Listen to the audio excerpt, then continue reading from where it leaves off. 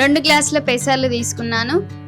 సగం glass ration బియ్యం తీసుకున్నాను. ఏ బియ్యం అయినా పర్లేదు. వాటిని 2-3 సార్లు బాగా కడుక్కొని నైట్ అంతా నానబెట్టుకోవాలి. నైట్ నానబెట్టుకున్న పెసర్లను ఇప్పుడు మళ్ళీ ఒకసారి కడుక్కొని మిక్సీకి వేద్దాం. అంటే కొంతమంది తెలియదు ఏంటిదంటే పొద్దుంతా నానబెట్టి నైట్ మిక్సీ పట్టుకోవాలా అని చాలామందికి డౌట్ ఉంటుంది. నైట్ నానబెట్టుకొని పొద్దున పట్టుకోవచ్చు.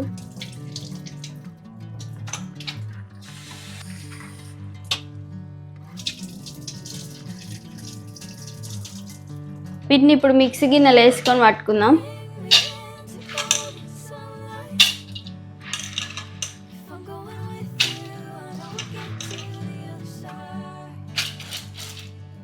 ఓకే, చాలామంది ఇందులో ఏంటంటే ఉత్తగా పట్టుకుంటారు, కొంతమంది అల్లము పచ్చిమిర్చి జీలకర్ర వేసి కూడా పట్టుకుంటారు. ఎవరి ఇష్టం వాళ్ళది. ఇందులో పచ్చిమిర్చి అల్లం వేసి పట్టుకోవచ్చు, లేకపోతే లేదు. అల్లం పచ్చిమిర్చి జీలకర్ర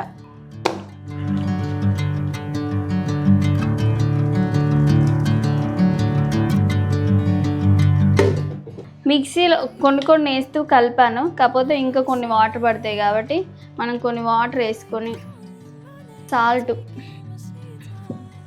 ఇలా ఉంటే చాలు. మరీ లూజ్గా ఉండద్దు, మరీ గట్టిగా ఉండద్దు. ఇలా ఉంటే చాలు. ఇది అయిపోయింది.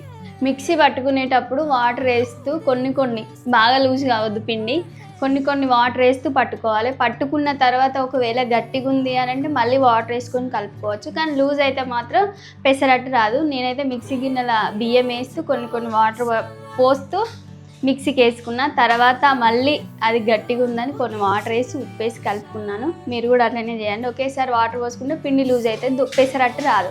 ఈ ఉల్లిగడ్డ కట్ చేసుకోవాలి, ఎందుకంటే ప్యాన్ దూడ్చుకోవడానికి ఒక్కొక్కసారి వస్తుంది, ఒక్కొక్కసారి రాదు. నేనైతే ఉల్లిగడ్డ కట్ చేసి దాంతో తూడ్చేద్దామని ఉల్లిగడ్డ కట్ చేస్తాను.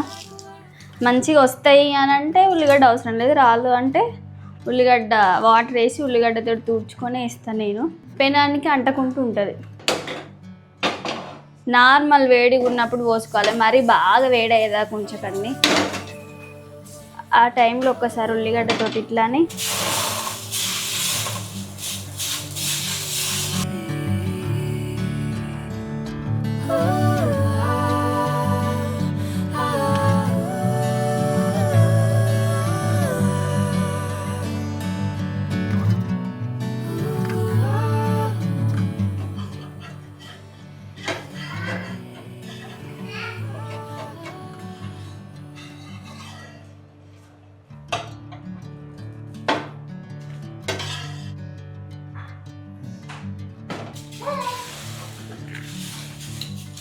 ప్యాన్ బాగా వేడెక్కేదాకా ఉంచుకోవద్దు. బాగా వేడెక్కేదాకా ఉంచితే ఏమవుతుందంటే మనం పోసే పిండి గంటకే అతుకుతుంది.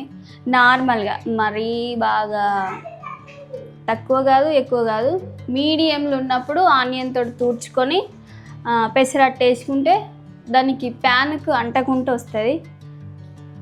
కొంతమంది వాటర్ వేసుకుంటారు, తూడ్చుకుంటారు, కొంతమంది ఆనియన్, ఒక్కొక్కరిది ఒక్కొక్కలా. నేనైతే ఆనియన్ తోటి మాత్రమే చేస్తాను, ఎందుకంటే ప్యాన్కు అతకకుండా ఉంటుంది.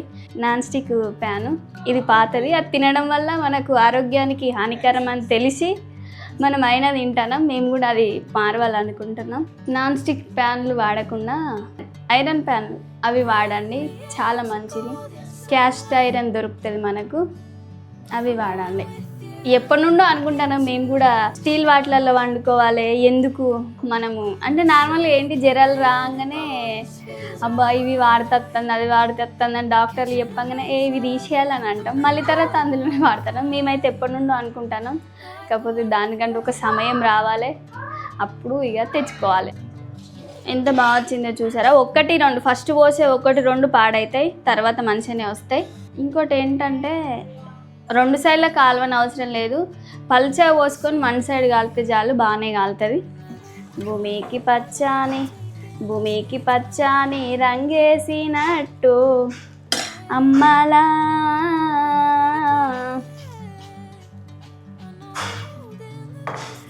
పంట సేర్లు పెరగాలి. పెసరట్టు కొబ్బరి చట్నీ కాంబినేషన్ ఎలా ఉంటుందో మనం చూద్దాం. ఇప్పుడు పెసరట్టు వేస్తున్నాం కదా, ఇవి వేసిన తర్వాత కొబ్బరి చట్నీ చూద్దాం ఎట్లా వేయాలి ఏందనేది. మొన్న నేను బోండాలలో పల్లి చట్నీ చేసిన, ఈరోజు కొబ్బరి చట్నీ.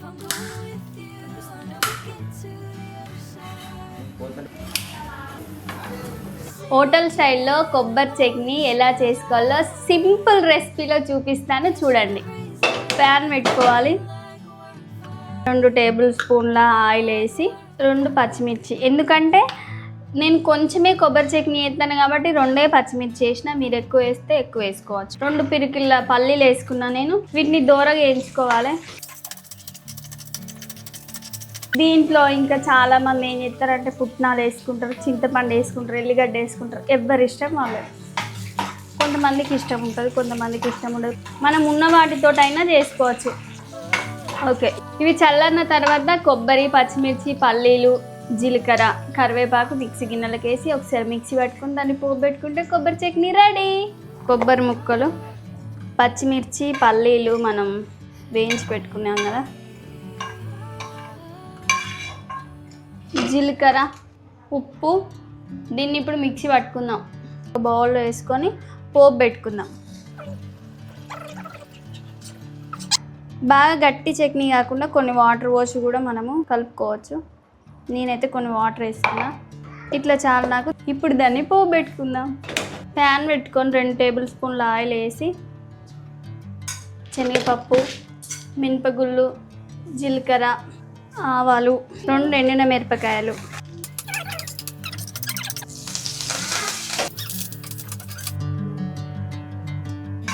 కొబ్బరి చట్నీలో పోసుకుందాం.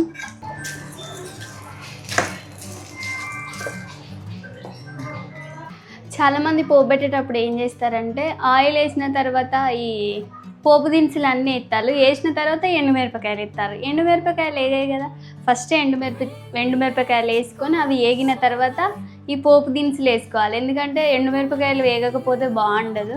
నేను ఎప్పటికీ అట్లనే చేసేది, కానీ తొందరగా నేను కూడా పోపు దినుసులు వేసిన తర్వాత ఎండుమిరపకాయలు వేసిన. మీకు ఒకసారి నేను వేసి చూపిస్తాను.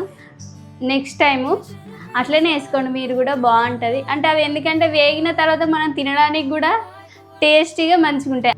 కొబ్బరి చట్నీ, పెసరట్టు, మన పెసరట్టు కొబ్బరి చట్నీ అయితే రెడీ అయిపోయింది. ఇప్పుడు ఎలా ఉందో టేస్ట్ చేద్దాము. ఫ్రెండ్స్, చూస్తుంటేనే నోరు ఊరిపోతుంది.